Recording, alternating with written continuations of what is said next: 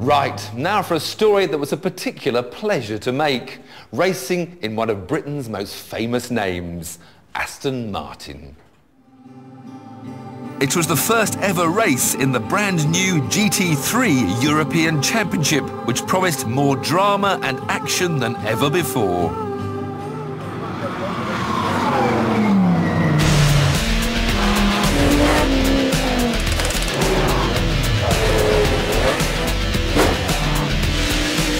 It's basically a series for dream cars. Ferrari, Porsche, Lamborghini, Chevrolet, Dodge, Maserati, Ascari and Aston Martin were all there, doing what supercars should, race flat out.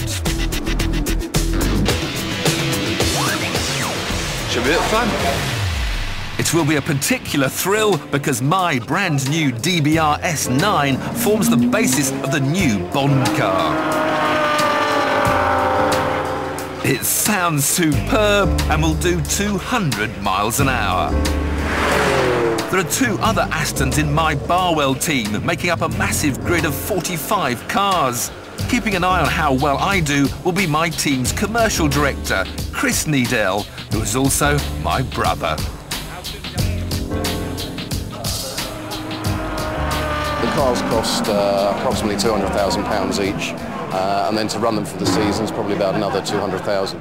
That's paid for by the drivers and their sponsors. Basically, it's a combination of wealthy gentleman drivers who are into their racing and some young guys who are trying to make their name in GT racing. And old codgers like my brother. But Chris isn't the reason I'm racing in this team. Tom Alexander, the head of Virgin Mobile, asked me to share his car. He used to be a keen racer as a youngster, but quit to pursue his business career. Now he's getting back to his first love. Absolutely amazing.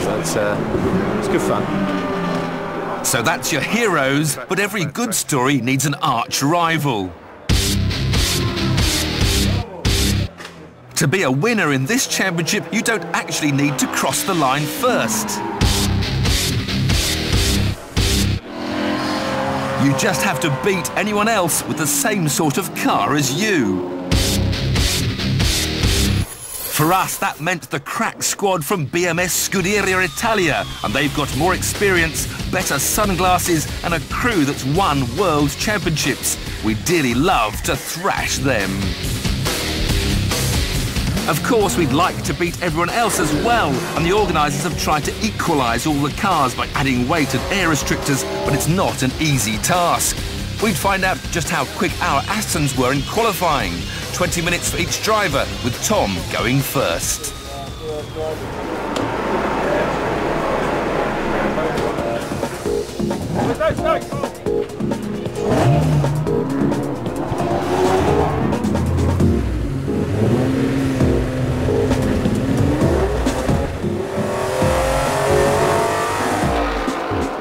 Tom may have been a member of the British kart team as a teenager, but with very little time in the car, he's finding the modern world is a steep learning curve.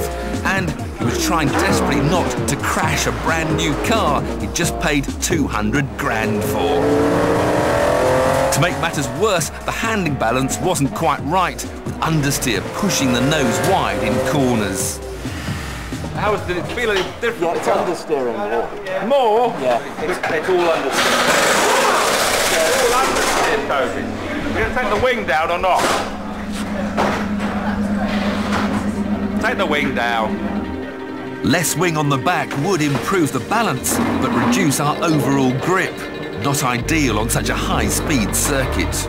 We've only got 10 minutes between each of these sessions now to get the other driver a new set of tyres and do any little changes we think might make it go quicker. Because the Italians are still setting the Aston Martin pace, and that won't do.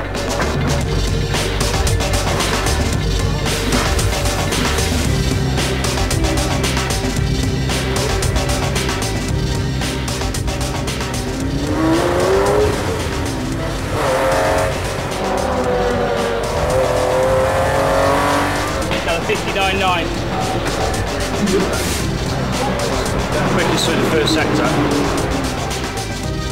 Dropping the wing was an improvement, but now we had a traction problem, and fiddling with the settings at 150 miles an hour didn't help. It is generally good moment it's just understeer, oversteer, understeer, oversteer. It's just lacking grip, really. What position are we? 12. Tiff's 12. Roger, Dodger. Well, that was it.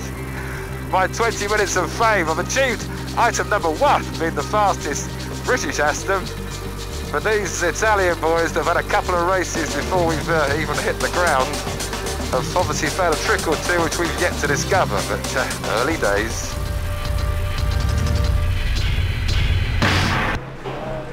We couldn't wait for the races to now try and prove ourselves. Little did we know of the dramas that lay in store.